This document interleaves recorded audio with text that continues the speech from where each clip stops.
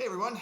Hey, the last 2 weeks in my video blog, I've covered a couple of disciplines that we struggle with a little bit in our current culture. One is the discipline of silence, of being silenced, and then we also talked about the discipline of fasting, of denying ourselves with our eating.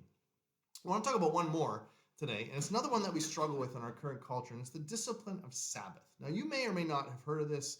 If you've been a Christ follower for a long time, you're familiar with the concept of Sabbath.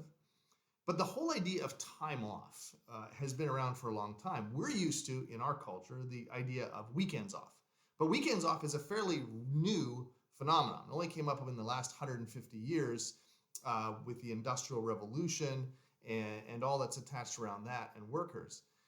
But if you look over the history of time off, it's actually very fascinating. If you go all the way back to Roman days, the artisans of the day, they only worked maybe 6 hours a day and less than 200 days a year. Peasants in the Middle Ages typically only worked a certain number of hours every day, usually about 190 days a year. And even in the Industrial Revolution, when things were at their highest, people still only worked a little bit over 200 days a year. It's kind of been built into the most cultures. About the only exception are slaves who were expected to be on all the time and never stop working.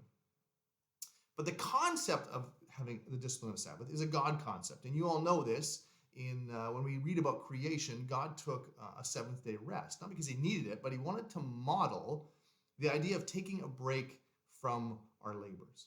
And so the discipline of a Sabbath in our culture doesn't look like it did for the Jews, who would take Saturday and they would stop everything and they wouldn't do anything for that day to rest. But the concept is the same.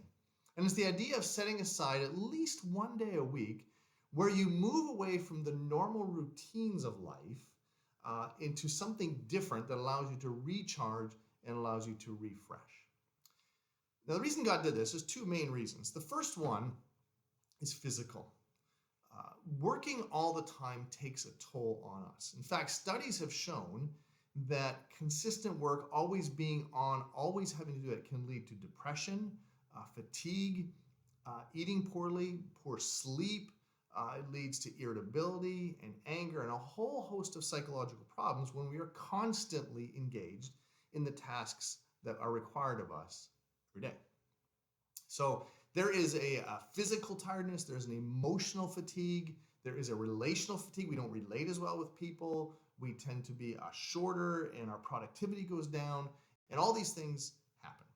So there's a real importance to taking a Sabbath physically. Now that looks different for every single person, because remember, the idea of a Sabbath is to do and to take a break from your normal routines. So if you're someone like me who spends a lot of time in the office, sitting behind a desk, just having conversations with people, Sabbath for me often involves activity, working in the yard, going for a hike, going golfing, something that gets me moving and gets me completely away from the high intensity mental part of my life. On the other hand, if you're someone who's always going, you're always active, you're always doing things, for that person, Sabbath often looks like taking a break, slowing down, not doing anything, and actually taking some time off on a weekly basis. Why is that so important? God actually designed us to work out of our rest rather than recover from our work. And for far too many people in our culture, when we take a day off or we take a vacation, it's simply to recover and come back to some level approaching zero, instead of saying, no, we're going to rest and then work out of that all week long. But there's a second. There's a huge spiritual component to taking a discipline of a Sabbath. In order to take a Sabbath, you have to trust that God is going to deal with the stuff that you're not going to do, that you choose not to do that day. I'll never forget my father, who pastored some rural and farm churches when I was growing up. He had farmers that when it came to harvest season, were busy 7 days a week. They said, we have to get it in. If we miss a good harvest day, the weather could cost us money.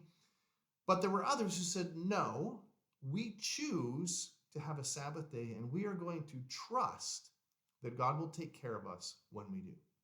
There is something about saying, I'm going to turn off my phone. I am not going to be available. I am going to do something different. I am going to take a rest, knowing that other people might expect me to be available or they might want me to do things, but I'm not going to, because I trust that God will take care of things.